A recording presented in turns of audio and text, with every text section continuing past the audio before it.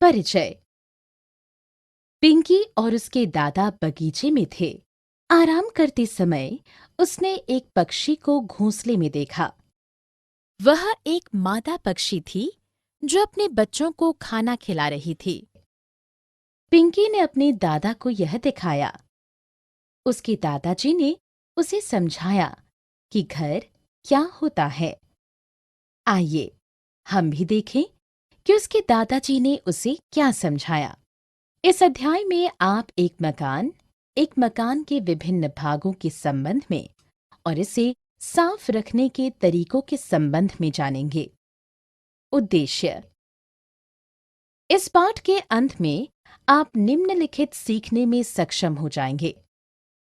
घर क्या होता है, एक घर और एक मकान के बीच अंतर करने में, एक मकान के विभिन्न भागों को जानने में, यह समझने में कि एक अच्छा मकान कैसा होता है। मकान तथा घर। मकान एक ऐसा स्थान होता है जहां हम रहते हैं। यह हमें हवा, वर्षा, गर्मी और सर्दी से बचाता है। यह हमें शत्रुओं व चोरों से भी संरक्षण प्रदान करता है। हम अपने मकानों में प्रसन्न तथा सुरक्षित अनुभव करते हैं। विभिन्न प्रकार के मकान भिन्न भिन्न प्रकार के सामानों से बने होते हैं। हम मकान बनाने के लिए ईंट, सीमेंट, इस्पात और लकड़ी जैसे सामानों का उपयोग करते हैं। घर वह स्थान है जहां कोई मनुष्य रहता है। यह शब्द मकान शब्द की तुलना में अधिक भावनात्मक संबंध रखता है। एक मकान के विभिन्न भाग।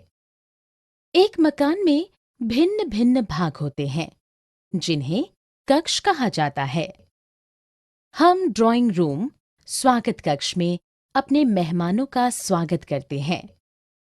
हम रसोई घर में खाना पकाते हैं। हम स्नान घर में स्नान करते हैं। हम शयन कक्ष में सोते हैं। हम अध्ययन कक्ष में पढ़ते हैं। प्रत्येक मकान में एक शौचालय होता है। हम लॉबी, चौपार में या छत पर एक बगीचे की देखरेख करते हैं। एक अच्छा मकान। एक अच्छा मकान में निम्नलिखित विशेषताएं होनी चाहिए। एक अच्छे मकान को सदैव स्वच्छ और कीटाणुओं से मुक्त रखना चाहिए। मकान में पर्याप्त धूप का प्रवेश होना चाहिए। इससे बिजली की बचत होती है और यह एक प्राकृतिक कीटाणुनाशक भी है। मकान में पर्याप्त ताजी हवा भीतर आनी चाहिए ताकि हम स्वच्छ हवा में सांस लें। हवा के संचलन के लिए घर में उचित वातायन व्यवस्था होनी चाहिए। मकान की खिड़कियां तार की जालियों से ढकी होनी चाहिए। यह मक्खियों और मच्छरों जैसे कीड़े को मकान में प्रवेश करने से रोकती हैं। एक मकान में जल निकासी की अच्छी व्यवस्था होनी चाहिए। यह रसोई घर तथा स्नान घरों से गंदे पानी व अन्य अपशिष्ट पदार्थों को बाहर निकालता है। मकान की सफाई। हमने अपने मकान को साफ सुथरा रखना चाहिए।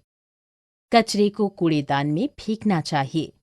फर्श पर नियमित रूप से झाड़ू तथा पोछा लगाना चाहिए। सभी चीजों को उनके उचित स्थानों पर व्यवस्थित करके रखना चाहिए।